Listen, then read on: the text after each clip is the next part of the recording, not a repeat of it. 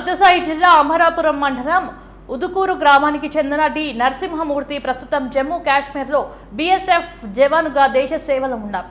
ఆయన సతీమణి తల్లిదండ్రులకు చెందిన 2 ఎకరాల భూమి అమరాపురం మండలం కె శివరాం గ్రామంలో ఉంది. అయితే గత వైసీపీ ప్రభుత్వ హయాంలో ఫీల్డ్ అసిస్టెంట్గా పనిచేసిన నాగరాజు అనే వ్యక్తి తన రాజకీయ పలుకుబడిని అడ్డుపెట్టుకుని ఈ భూమిని అక్రమంగా కబ్జా చేశారని నరసింహమూర్తి ఆరోపించారు.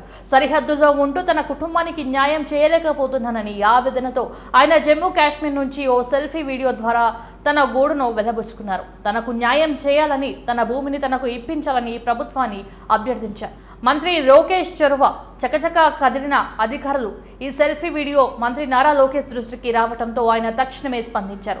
దేశం కోసం ప్రాణాలకు తెగించి పనిచేస్తున్న సైనికుడికి అన్యాయం జరగడం పట్ల తీవ్ర ఆవేదన వ్యక్తం చేశారు. వెంటనే శ్రీ సత్యసాయి జిల్లా కలెక్టర్ ఎస్పీలతో స్వయంగా మాట్లాడి భూ సమస్యను తక్షణమే పరిష్కరించాలని, జవాన్ కుటుంబానికి న్యాయం చేయాలని ఆదేశించారు. మంత్రి ఆదేశాలతో రెవెన్యూ పోలీస్ యంత్రాంగం ఉరుకులు పరుగుల మీద రంగంలోకి దిగింది.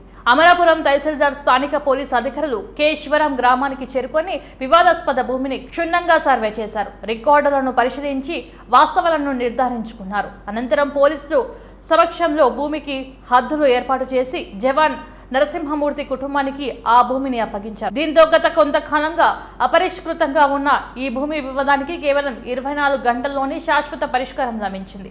సైనికుల సంక్షేమానికి కట్టుబడి ఉన్నాం. మంత్రి లోకేష్ ఈ సందర్భంగా మంత్రి నారా లోకేష్ సోషల్ మీడియాలో స్పందించారు. దేశ రక్షణలో నిరంతరం శ్రమిస్తున్న మన సైనికుల సంక్షేమానికి, వారి కుటుంబాల రక్షణకు మా ప్రభుత్వం అత్యంత ప్రాధాన్యత ఇస్తుంది. సరిహద్దుల్లో దేశం కోసం పోరాడుతున్న జవాన్లు తమ భూమి కోసం ఆవేదన చెందాల్సిన పరిస్థితి రావడం దురదృష్టకరం. నరసింహమూర్తి ఆవేదన నా దృష్టికి వచ్చిన వెంటనే అధికారులను అప్రమత్తం చేసి 24 గంటల్లో సమస్యను పరిష్కరించాం. సైనికులకు ఎలాంటి సమస్య తలెత్తినా మా ప్రభుత్వం తక్షణమే స్పందించి అండగా నిలుస్తుందని పునరుద్ఘాటించారు.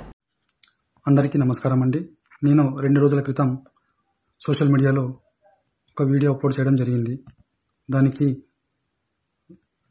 వెంటనే మంత్రివర్యులు నారా లోకేష్ గారు స్పందించి ఉన్నతాధికారులతో మాట్లాడి, నాతో స్వయంగా ఫోన్లో మాట్లాడి సమస్యను తెలుసుకొని అతి త్వరలో సమస్యను పరిష్కరిస్తానని హామీ ఇచ్చి 24 గంటల్లోనే నాకు న్యాయం చేసి నా భూమిని నాకు ఇప్పించడం జరిగింది.